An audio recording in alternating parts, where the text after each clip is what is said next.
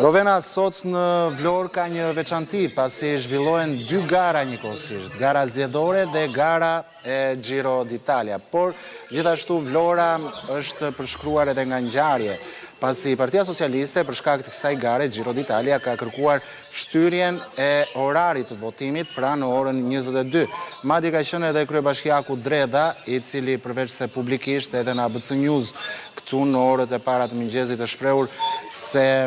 ka bërë thirrje që ky orar të shtyhet. Dhe nga ana tjetër, po pas ditën e sotshme në orën 17 pritet që për këtë gjë të marrë një vendim rregullatori Komisioni Qendror Zgjedhor, apo jo?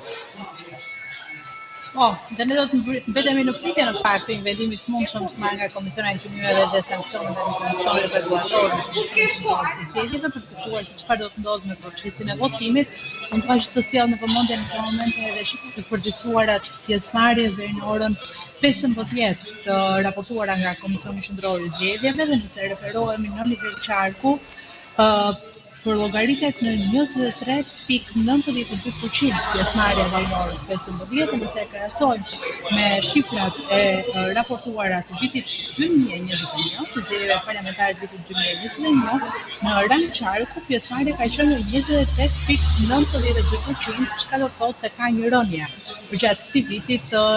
numrit të zgjedhësve që janë paraqitur në qendrat e votimit për shprehur vullnetin e tyre politik. Aktorët patjetër mund të jenë edhe ato që ju përmendët, konkretisht Giro d'Italia, bllokimi i një akse shkryesore rrugore, të cilat ne kemi raportuar edhe për gjendjen në qytetin e Vlorës. Është Bashkia e Vlorës kryesisht që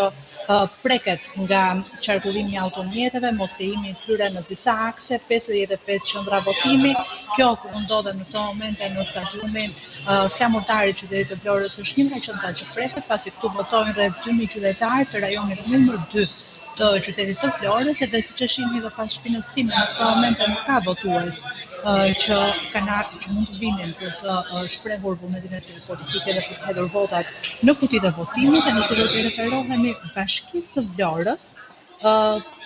nga përqindja e raportuar nga Komisioni Qendror i Zgjedhjeve, ajo llogaritet në 24% për orën 15, ndërsa në vitin 2021, në orën 15, kishte votuar 30% e votuesve të qytetit të Vlorës. Megjithatë, ka bashki të tjera të cilat kanë një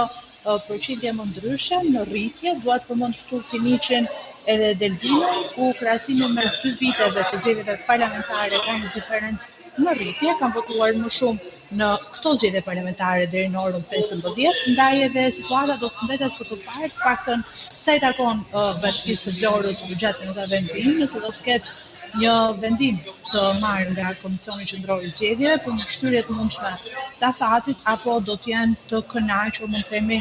me pjesëmarrjen deri më tani që në rang qarku po llogaritet me 23.92%. Faleminderit, Rovena Neziri nga Vlora.